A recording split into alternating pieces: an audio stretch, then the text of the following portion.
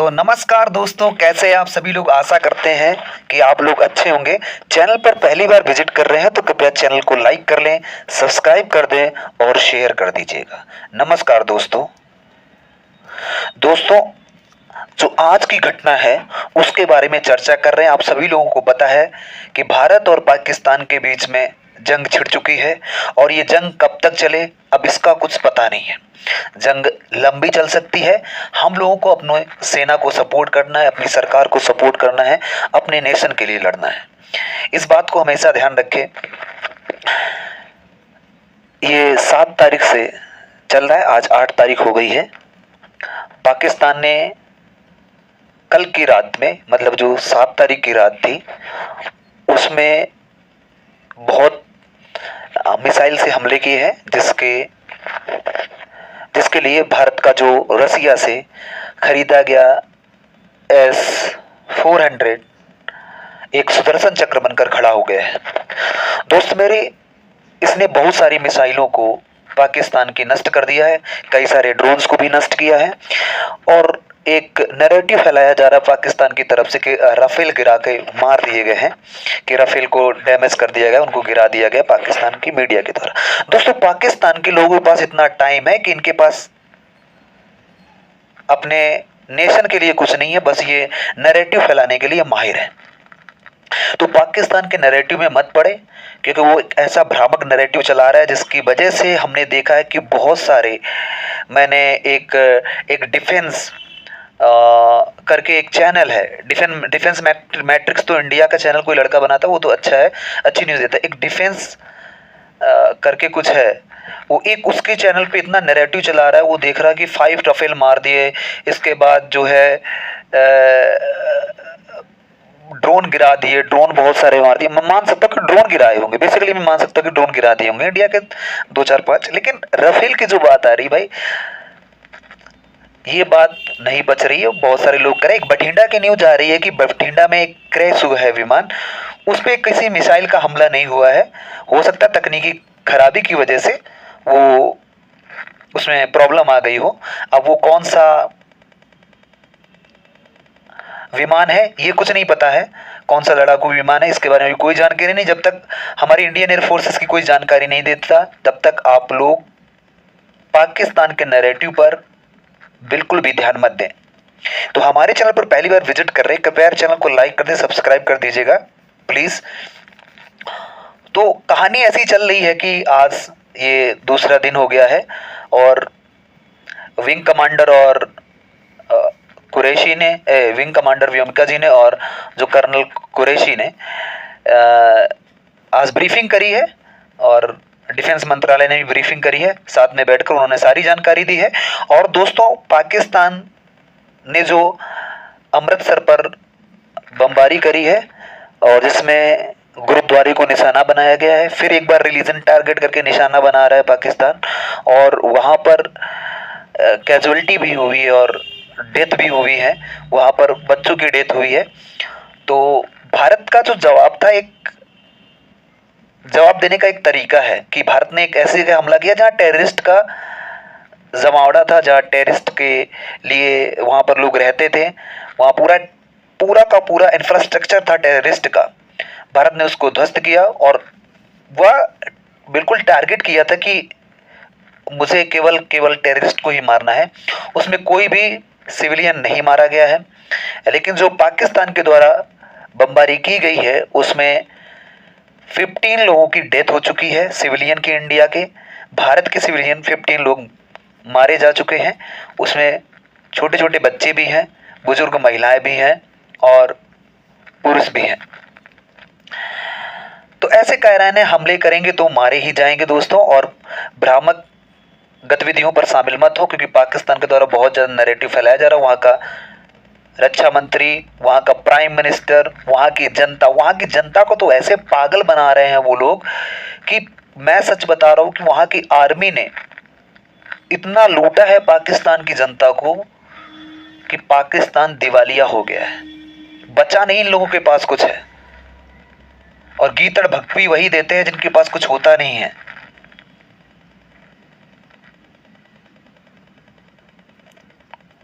तो दोस्तों ये कहानी बहुत जटिल है और सबको सचेत रहना है, जागरूक रहना है,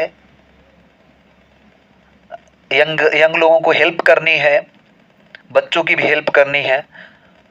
और सिचुएशन क्योंकि बढ़ सकती है और ये सिचुएशन बढ़ेगी क्योंकि पाकिस्तान मान नहीं रहा। पाकिस्तान जैसे भारत ने टेररिस्ट पर अटैक किया था, उसके बाद पाकिस्तान कोई हमला ना करता तो फिर ये कुछ आगे बढ़ता नहीं, क्योंकि जब भारत ने टेररिस्ट कैंप को हमला किया था उसके बाद भारत ने कुछ भी ऐसी LOC वगैरह पर कोई भी गोलीबारी नहीं करी है। उसके बाद पाकिस्तान ने स्टार्ट कर दी, जबकि भारत ने अपने जो स्टेटमेंट में बोला था कि अब पाकिस्तान गोलाबारी ना करे, अगर जो ऐसा करेगा तो उसका अंजाम बुरा होगा। तो यहाँ पर आपको दो तीन चीजें देखने को मिलेंगी कि जो कि S-400 लिया गया वास्तव में बहुत कमाल का है और ये सरकार ने बहुत अच्छा डिफेंस में बहुत अच्छा करा है कि S-400 लिया और ये वेरी गुड है, वेल डन। मोदी की सरकार में ये काम अच्छे हुए हैं। जो सरकार अच्छा काम करे उसके लिए तारीफ करना चाहिए। देखो मोदी जी के अंदर एक क्वालिटी है कि भाई टिट फॉर टैट, जवाब देते जरूर हैं, ऐसा नहीं उनके अंदर की जवाब ना दें। अब कुछ लोग इसको चुनावी कीड़ा में ले जाते कि ऐसा नहीं भाई, भारत में कब नहीं चुनाव होते, जरा सोच समझ के बात किया सोचा करिए सब लोग। और जिस समय आप खड़े हो, जिस छत्र छाया में ये भारतीय नौसेना है, उनका मोरल हमेशा ऊंचा रखे। भारतीय वायुसेना है, भारतीय आर्मी है, थल सेना है, सबका मोरल ऊंचा रखे क्योंकि वो जवान खड़े हैं सरहद पर, दिन रात लड़ रहे हैं भारत के लिए, हम लोगों के लिए। तो हम लोग क्या उनके लिए जोश नहीं बढ़ा सकते क्या उनका? ये हम लोगों का कर्तव्य बनता है, हर एक नागरिक का भारत का। तो बहुत शौर्य पराक्रम किया है भारतीय सेना ने, चाहे वो इंडियन आर्मी हो, इंडियन एयरफोर्स हो, इंडियन नेवी हो, शौर्य पराक्रम किया है यहाँ पर। और अब क्या होता है आगे, और जो ये सिचुएशन बन रही है, सिचुएशन धीरे धीरे क्रिटिकल ही होती जा रही है। आज 200 रावलपिंडी पे स्टेडियम उड़ा दिया है, वहाँ पर भारतीय सेना ने मीन्स डैमेज हुआ है। और अगर जो पाकिस्तान बाज नहीं आता तो ऐसा ही इलाज होगा इसका। और ये भी चाहते कि हो सकता है कि बलूचिस्तान कटकर अलग हो जाएगा, क्योंकि बलूचिस्तान ने आज एक अटैक किया है, पाकिस्तान के 14 सोल्जर्स को मार दिया है। और उन्होंने एक ट्रक पर हमला किया जिस पर सवार होकर जा रहे थे सैनिक, और वहां पर रिमोट के द्वारा दागा गया एक बारूद का गोला फोड़ दिया गया है, जिसकी वजह से 14 सैनिक खत्म हो गए हैं पाकिस्तान के। आज ब्रीफिंग भी हो चुकी है जिसमें शामिल रहे व्योमिका सिंह और कुरैशी जो कर्नल हैं। तो ब्रीफिंग भी आज भी हुई। तो भारत बार बार आप लोगों की तरह, पाकिस्तान वालों की तरह ब्रीफिंग नहीं देता है भाई। हम लोगों के पास काम रहता है, हम लोग अपना दिन भर दिमाग लगाते हैं, एक बार में पूरी ब्रीफिंग दे देते हैं। इनका दिन भर मुंह चलता रहता है बिल्लियों की तरह, में बकरी की तरह पे। भाई ऐसे नहीं चल पाएगा, तुम लोगों से कुछ नहीं होने वाला है। और जो चाइनीज माल लिया इन लोगों ने, चाइनीज माल लिया है, अरे भाई साहब चाइनीज माल पता चल गया कि कैसा होता है।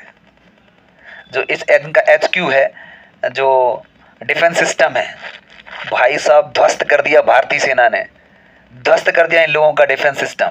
और ये लोग बनते हैं यार, इनका डिफेंस सिस्टम किसी काम का नहीं है। कहाँ काम आया?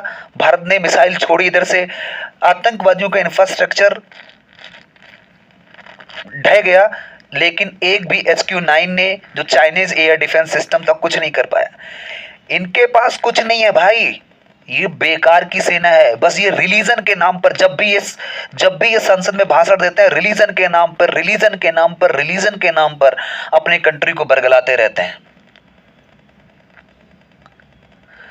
कोई भी नेता इनका भाषण देता है बस रिलीजन के नाम पर,